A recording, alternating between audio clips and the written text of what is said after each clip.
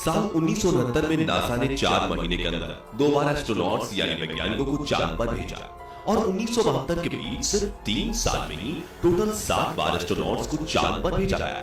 NASA को चांद पर आखिर ऐसा क्या मिल गया था जिसके लिए एक के बाद एक इतने सारे मिशन वहां भेजे गए? और कभी सोचा है चांद में इतनी दिलचस्पी रखने वाले नासा ने अचानक से इस पर कोई भी मिशन भेजना क्यों बंद कर दिया? क्या है चांद की इस अंधेरी दुनिया का वो खौफनाक रहस्य जो आम लोगों से छुपाया गया? दोस्तों, हमारे चंद्रयान 3 ने अभी हाल ही में चांद के दक्षिणी ध्रुव पर लैंड किया है और ये कारनामा करने वाला भारत दुनिया का पहला देश बन गया है। ये सोचकर काफी अजीब लगता है कि नासा और रॉसकॉस्मॉस जो आज से 50-55 साल पहले ही चांद पर पहुंच गए थे, उन्हें चांद के इस हिस्से में जाने की दिलचस्पी क्यों नहीं हुई? जबकि नासा अगर चाहे तो वो कभी भी चांद के इस हिस्से को एक्सप्लोर करने के लिए मिशन भेज सकता है। तो फिर ऐसी क्या वजह है कि 1972 के बाद नासा ने चांद से दूरी बना ली? उन एस्ट्रोनॉट्स ने चांद पर ऐसा क्या देखा कि वो इसकी बात तक नहीं करना चाहते? क्या इसका संबंध उन एलियंस से जिनके चांद पर उनकी कहानी हम सदियों से सुनते आए, या फिर इसका कारण कुछ और है? चलिए हम चांद की अंधेरी दुनिया का रहस्य जानते हैं। इसलिए इस वीडियो को देखते रहिए क्योंकि इस वीडियो में इस राज से पर्दा हटाने वाले हैं। दोस्तों, 1969 में जब नासा ने अपने अपोलो मिशन 11 को पूरा किया और नील आर्मस्ट्रॉन्ग व बज एल्ड्रिन चांद पर कदम रखने वाले पहले इंसान बने, तो दुनिया भर में चांद पर इंसानों की बस्तियां बनाने की बात शुरू हुई।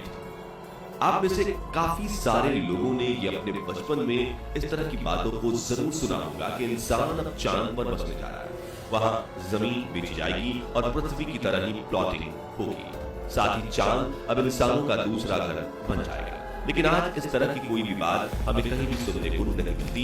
इसका कारण ये है कि जिस नासा ने इन सारी बातों को जन्म दिया, 1972 के बाद अचानक उसने खुद ही चांद में दिलचस्पी लेना बंद कर दिया और धीरे धीरे लोग इन बातों को भूल गए। लेकिन नासा ने ऐसा क्यों किया? इसके पीछे अलग अलग एक्सपर्ट अपनी अलग अलग कॉन्स्पिरेसी थियरीज दे रहे हैं।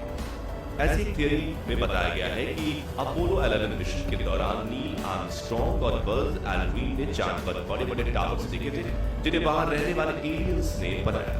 कहा जाता है कि इन टावर्स को एलियंस ने हम इंसानों पर नजर रखने के लिए हजारों साल पहले बनाया था, लेकिन आज ये चांद पर पूरी तरह से वीरान पड़े हुए हैं। दावा तो ये भी किया जाता है कि अपोलो मिशन के दौरान नील आर्मस्ट्रॉन्ग ने नासा के ग्राउंड स्टेशन से लाइव बात करते हुए इस बात के बारे में बताने की कोशिश की, लेकिन नासा के वैज्ञानिकों ने बातचीत के उस हिस्से को कट कर दिया ताकि दुनिया को इस रहस्य के बारे में पता न चले।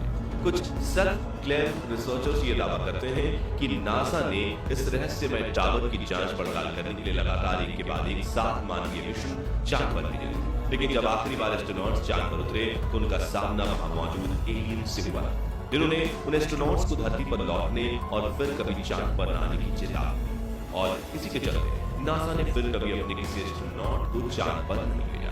खुद नील आर्मस्ट्रॉन्ग भी अपने इंटरव्यू में इस बात का खुलासा कर चुके हैं कि जब वो चांद की तरफ बढ़ रहे थे तब एक अजीब और अज्ञात परछाई ने काफी देर तक उनका पीछा किया था। इस रहस्यमय चीज की आकृति एक यूएफओ यानी अंतरिक्ष यान के जैसी थी। इसके अलावा अपोलो मिशन प्रोग्राम में शामिल रहे कई वैज्ञानिक चांद पर एलियंस के मौजूद होने की तरफ इशारा कर चुके हैं। हालांकि ये लोग खुलकर कुछ नहीं कह पाते, जिसे देखकर ऐसा लगता है कि मानो इनके ऊपर चुप रहने का कोई दबाव है। लेकिन कई बार ये एस्ट्रोनॉट्स इशारों में अपनी बात कहने की कोशिश कर चुके हैं। साथ ही कुछ सेल्फ क्लेम रिसर्चर और राइटर भी कहते हैं कि चांद अंदर से खोखला है और इसके अंदर एक पूरी एलियन सभ्यता निवास करती है। खास तौर से चांद के दक्षिणी ध्रुव को लेकर इस तरह की बातें सबसे ज्यादा कही जाती है, क्योंकि यहाँ हमेशा अंधेरा रहता है और इस एरिया में इतने बड़े बड़े गड्ढे हैं कि उनके अंदर पूरा शहर समझ जाए। आपको बता दें कि यहाँ मौजूद एटिकन बेसिन नाम का एक क्रेटर यानी गड्ढा सिर्फ चांद ही नहीं बल्कि पूरे सोलर सिस्टम का सबसे बड़ा गड्ढा माना जाता है। इस गड्ढे का व्यास 2500 किलोमीटर और गहराई 8 किलोमीटर है। कुछ रिपोर्ट्स में ये गहराई 13 किलोमीटर होने की बात कही गई है। ऐसे में बहुत सारे कॉन्स्पिरेसी थियरिस्ट का ये मानना है कि इस अंधेरे गड्ढे में एलियंस हो सकते हैं। उनका मानना है कि इन गड्ढों के अंदर ये एलियन पिछले हजारों सालों से रह रहे हैं और नासा को इनके इस राज का पता चल गया था, इसलिए वो अब अपना कोई भी मानवीय मून मिशन लॉन्च नहीं करता है। वैसे दोस्तों, अगर इस बात को एक बार के लिए हम सच भी मान लें कि सच में चांद पर एलियन है, तो फिर ये बात गले से नहीं उतरती कि वहां आकर जिंदा वो कैसे है। दरअसल चांद का वायुमंडल हमारी पृथ्वी से बिल्कुल अलग है और ये वायुमंडल जीवन के पनपने को फेवर नहीं करता।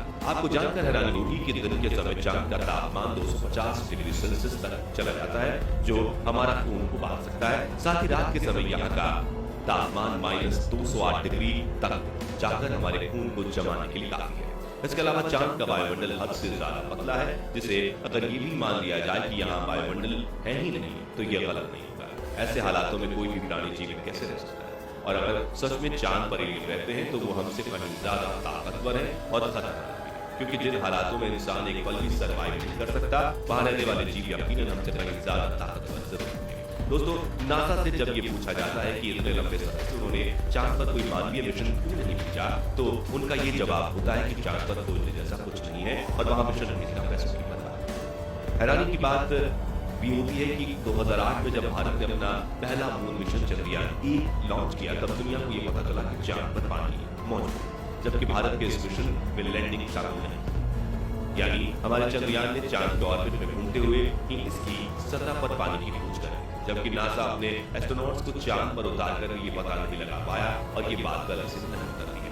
बहुत से लोग ये कहते हैं कि नासा को चांद पर पानी होने की बात बहुत पहले से पता चल रही थी, लेकिन उन्होंने दुनिया से इस बात को जानबूझकर छुपाया था ताकि लोगों को यकीन हो जाए कि चांद पर खोजने लायक कुछ नहीं है और उन्हें इसमें कोई दिलचस्पी नहीं है।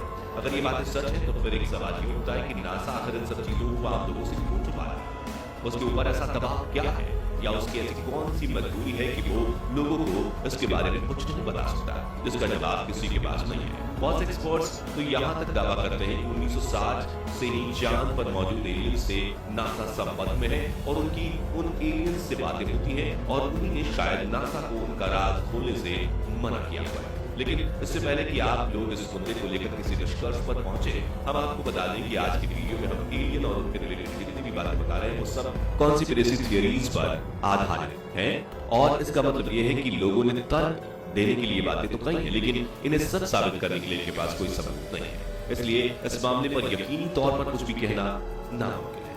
हाँ, लेकिन जरूर इतना है कि पिछले 60 सालों में चांद को लेकर नासा का जो अजीब रवैया रहा है, वो सवाल जरूर खड़े करता है और इन सवालों के जवाब हमें कब मिल पाएंगे, इस पर कुछ भी नहीं कहा जा सकता। बाकी हमारी आज की वीडियो में बस इतना ही। वीडियो अच्छी लगी हो तो इसे लाइक और शेयर करना, और अगर आप हमारे फेसबुक पेज पर नए हैं तो पेज को फॉलो भी जरूर करें। मिलते हैं जल्दी एक और इंटरेस्टिंग वीडियो के साथ, तब तक के लिए गुड बाय, जय हिंद।